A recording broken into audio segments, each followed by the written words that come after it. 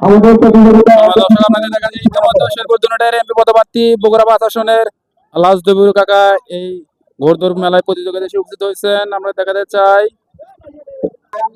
MP পদপ্রার্থী ইন্নাল হামদুলিল্লাহ ওয়াসসালাতু ওয়াসসালামু আলা রাসূলিল্লাহ। আমরা ধনুক শেরপুরের কলিজার মানুষ আমরা পেয়েছি, আমরা খুশি না দাদা? আমরা উভয় মিলে ধনুক শেরপুরকে সাজাতে চাই, রাজি আছে?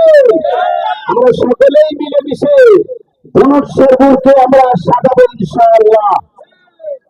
আমরা এই কর্তৃপক্ষের তরফ থেকে আমার কলিজার ভাই জানে আলম খোকা তেনার আগমন আমরা শুভকামনা করি।